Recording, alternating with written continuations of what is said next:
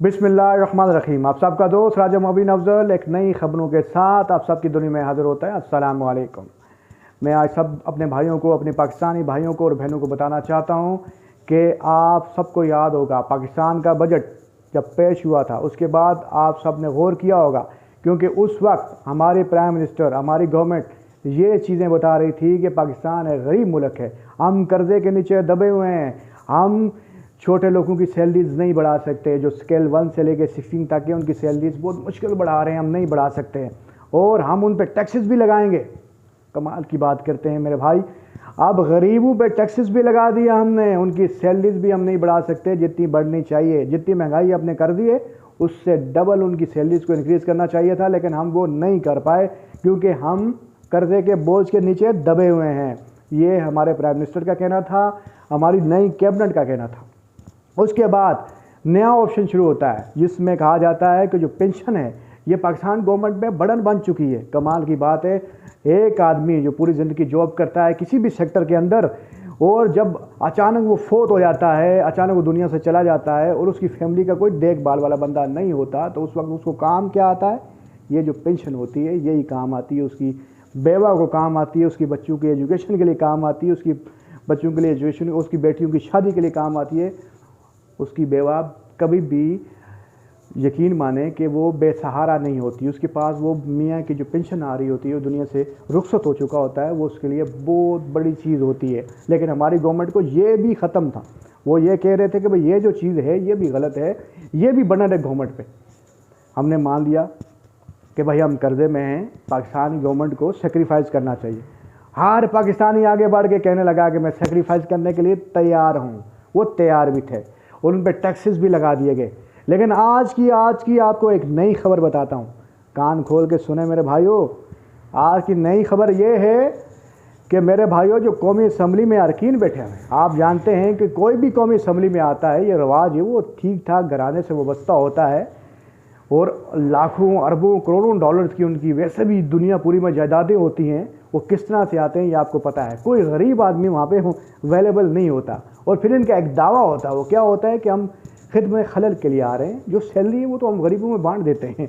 लेकिन आज एक बिल पेश हुआ है असम्बली में जिसमें 200% सैलरीज पार्लियामेंट अरकान की बढ़ाने की बात की जा रही है। कमाल की बात है, गरीब जो है वो अफोर्ड कर सकता है, उस पर टैक्स भी लगा दो, लेकिन जो पार्लियामेंट में बैठे हुए हैं, जिनके पीछे से नवाबों से ताल्लुक़ रखते हैं, जिनकी अपनी जायदादें हैं पूरी दुनिया के अंदर, दुबई में, मरीना के अंदर, हर जगह अवेलेबल है जायदादें, जिनके बच्चे बाहर पढ़ने जाते हैं, आवाम के लिए जो एक लग्जरी लाइफ जीते हैं, उनको बड़ी परवाह हो रही है कि वो अपने घर का खर्चा और किचन नहीं चला सकते, उनकी 200% सैलरीज इनकी इंक्रीज़ कर दी जाए।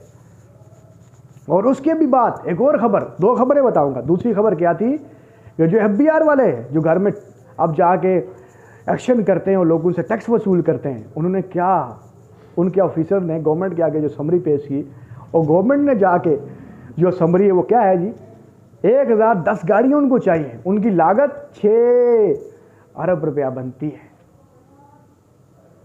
यार कमाल की बात करते हो आप। इसका मतलब क्या है, जो पहले FBR वाले जो घरों में जाते थे, ये पहले जो रेड्स मारते थे, जो टैक्स वसूल करते थे, वो गधे पे जाते थे या वो पैदल जाते थे, उनके पास गाड़ियाँ नहीं थी। अब उनको इनकी गाड़ियों की ज़रूरत पड़ गई।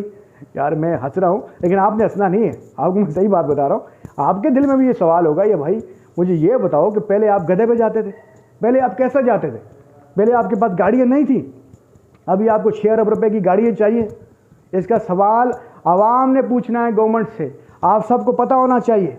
ये जो एक बेहतरीन लाइफ अपनी जीते हैं पार्लियामेंटेरियन, इनको हर सहूलत मयसर है, इनके बच्चे हायर एजुकेशन के लिए आउट ऑफ कंट्री जाते हैं, अमेरिका पढ़ते हैं, कनाडा पढ़ते हैं, डिफरेंट कंट्रीज़ में पढ़ते हैं, हर चीज़ ये करते हैं, इतना पैसा लगा के ये फिर इलेक्शन जीत के आते हैं। उन लोगों को भी सैलरीज किचन नहीं चल रही उनसे भाई, उनको भी सैलरीज इंक्रीज़ करवानी है, वो भी 200%। एक गरीब आदमी जो 1 स्केल से 16 तक है, उसकी सैलरीज जो है वो 10% ही बढ़नी चाहिए, लेकिन एक पार्लियामेंटेरियन की जो सैलरीज है वो 200% बढ़नी चाहिए। इसमें क्या लॉजिक है, ये आपने कमेंट करके मेरे वीडियो में बताना है। भाई ये क्या लॉजिक है, ये क्या हो रहा है, ये खिलवाड़ हो रहा है। शहबाज गवर्नमेंट के मुझे लगता है कि ये इनके पास आखिरी चांस है। वो कहते हैं कि ऐसा कुछ कर जाएं, फिर तो हमने आना नहीं, अवाम ने हमें आने नहीं देना। मैं जनाब प्राइम मिनिस्टर साहब को बताना चाहता हूँ, जनाब आवाम का सोचें। अभी जब सैलरीज इंक्रीज़ कर रहे हैं, FBR वालों को गाड़ियाँ दे रहे हैं, तो आपको टैक्सेस की ज़रूरत नहीं है। अभी आप पे टैक्सेस नहीं लग सकते। अभी मुझे ये बताएं कि अभी हमारा जो मुल्क है ये कर्ज़े से ऊपर आ गया है, आपने सारे कर्ज़े अदा कर दिए हैं। ये जो चीज़ें हैं ये अवाम आपसे पूछेगी, अवाम को यहाँ पे पूछना भी चाहिए, आपने बताना है, क्योंकि आप हमारे सर्वेंट हैं। अवाम आपसे सवाल करेगी, आपने हर सवाल का जवाब देना है। ऐसा नहीं कि सवाल का जवाब नहीं देंगे, आपने हर सवाल का जवाब देना है।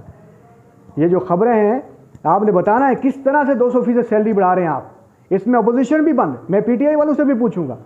आपने जब गरीबों के लिए बात की है, आप भी पार्लियामेंटेरियन हैं, आप अपोजिशन में बैठे हुए हैं, आप कैसे हाँ कर सकते हैं? मुझे बताएं कि 200% बढ़ जाए सैलरीज। PTI वालों ने भी हाँ कर दिए भाई, जो अपोजिशन में बैठेंगे 200% बढ़नी चाहिए। तो वहाँ सवाल मेरा ये है जो आवाम से मैं छोड़े जा रहा हूँ कि मुझे ये बताएं यहाँ पे ऐसी कौन सी लीडरशिप है जो आवाम के लिए हकीकी मायनों में सोचती है, जो आवाम की परवाह करती है, जो पाकिस्तान की परवाह करती है। ऐसे लीडरशिप का नाम बताएं जो हमारे मुल्क का सोचता है।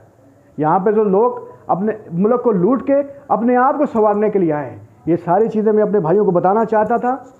अगर मेरी वीडियो से कोई भी मेरा भाई मेरी वीडियो से मुत्तफिक है, कमेंट, लाइक और सब्सक्राइब ज़रूर कीजिएगा। आप सबका दोस्त राजा मोबिन अफजल नई वीडियो के साथ फिर आप सबकी खिदमत में हाजिर होगा।